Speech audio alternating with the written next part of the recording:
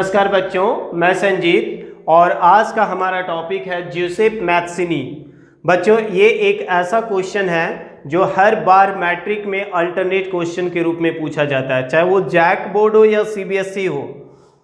हर साल समझिए कि ये अल्टरनेट क्वेश्चन के रूप में पूछा जाता है। मतलब इस साल पूछा तो अगले साल नहीं, अगले साल के बाद आपका ये क्वेश्चन आना ही आना है। आपके एनसीईआरटी में भी इससे रिलेटेड क्वेश्चन है कि ज्यूसेप मैथ्सिनी के बारे में ब्रीफ नोट्स लिखिए, यानी कि इसके बारे में टिप्पणी करिए। तो आइए हम लोग समझने की कोशिश करते हैं कि ज्यूसेप मैथ्सिनी क्या है। मैं विश्वास दिलाता हूँ, बस 10 मिनट दीजिए, भूल नहीं पाएंगे आप इस चीज़ को। बस 10 मिनट आप मेरे वीडियो को अंत तक देखिए, ज्यूसेप मैथ्सिनी आप भूल नहीं पाओगे। तो चलिए समझते हैं ज्यूसेप मैथ्सिनी, केवल बोलने से नहीं। ज्यूसेप मैथ्सिनी का जन्म जो है वो 1807 ईस्वी में हुआ था। ज्यूसेप मैथ्सिनी का जन्म कब? 1807 ईस्वी में। कहाँ पे हुआ है? तो जेनेवा में हुआ है। ठीक है, बहुत आसान है। ज्यूसेप मैथ्सिनी का जन्म कब? 1807। प्लेस कहाँ? जेनेवा। ठीक है, चलिए। इनके पिताजी जो थे वो पेशे से डॉक्टर थे। बचपन से ही ज्यूसेप मैथ्सिनी को शहीदों से रिलेटेड स्टोरी पढ़ना बहुत पसंद था, यानी शहीदों की पुस्तकें पढ़ना, उनसे उनकी जीवनी के बारे में जानना ज्यूसेप मैथ्सिनी का समझिए कि लाइफ का एक अभिन्न हिस्सा था। और इनके जीवन पे यदि कहा जाए कि सबसे ज़्यादा किसी चीज़ का प्रभाव था तो वो फ्रेंच रिवॉल्यूशन का था, यानी कि फ्रांसीसी क्रांति का ज्यूसेप मैथ्सिनी के दिल और दिमाग पे काफ़ी गहरा प्रभाव पड़ा था। और उनका एकमात्र जीवन का एकमात्र सपना था क्या? तो इटली का एकीकरण करना।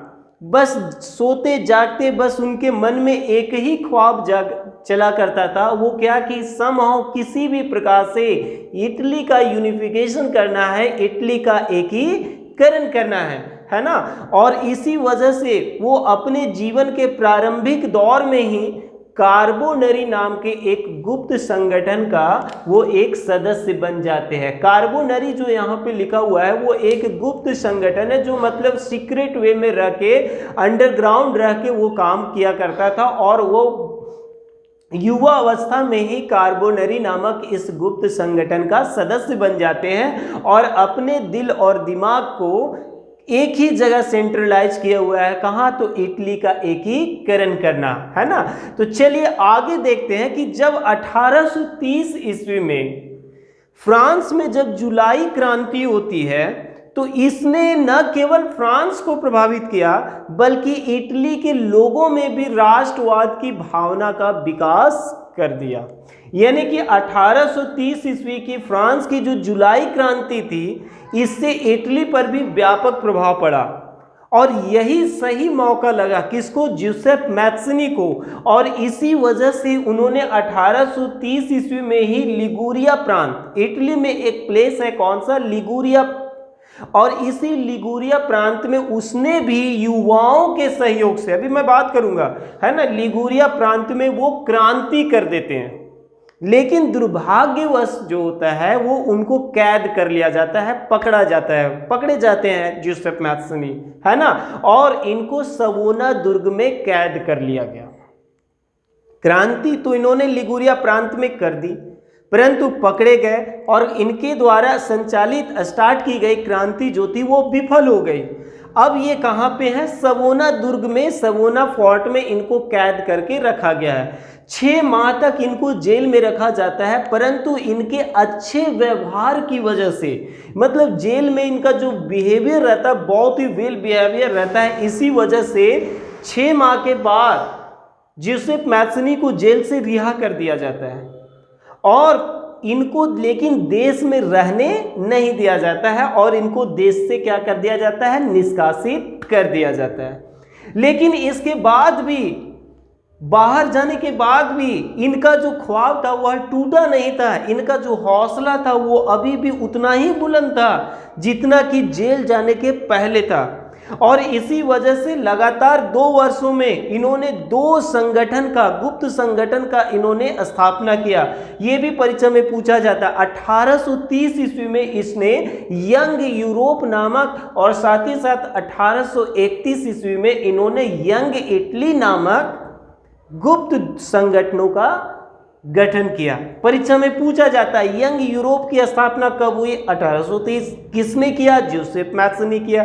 यंग इटली की स्थापना किसने की? Joseph Mazzini. कब किया? 1831।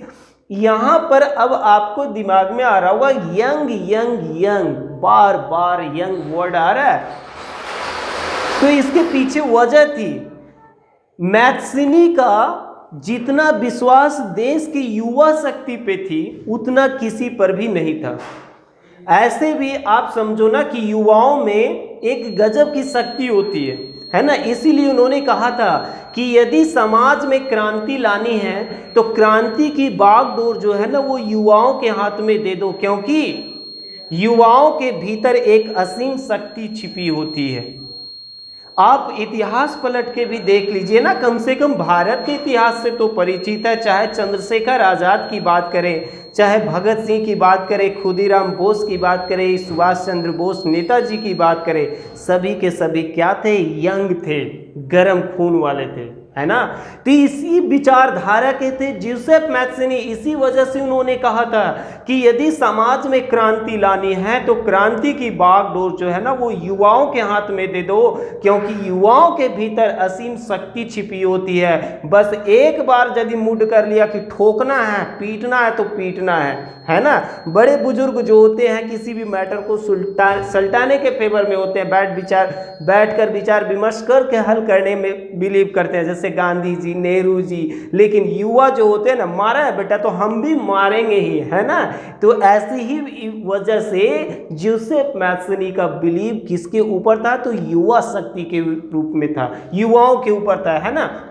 उनका मानना था, उन्होंने युवाओं को उत्साहित करते हुए उन्होंने कहा था कि विचार रूपी पौधे शहीदों के रक्त से ही सिंचित होकर पनपते हैं। कितनी बड़ी बात उन्होंने कहा कि विचार रूपी जो पौधे होते हैं वो शहीदों के रक्त से ही सिंचित होकर पनपते हैं और बड़े होते हैं, है ना। उन्होंने युवाओं को उत्साहित करते हुए उन्होंने कहा था कि स्वतंत्रता का मशाल लेकर तुम गांव-गांव जाओ और लोगों को इस कदर स्वतंत्रता का महत्व समझाओ कि वे इस स्वतंत्रता को धर्म की तरह पूजने लगे। और आपको पता है कि जब कोई भी व्यक्ति धर्म को मान्यता है और धर्म के प्रति यदि वो कितना सेंसिटिव होता है, यदि इटली के लोग भी स्वतंत्रता को लेकर अब धर्म की तरह वो यदि सेंसिटिव हो जाएंगे तो इटली का एकीकरण को होने से कोई रोक नहीं सकता है। हालांकि इटली का एकीकरण करने में वो पूरी तरह से सफल नहीं हो पाते हैं, परंतु एक बात सच है कि उन्होंने इटली के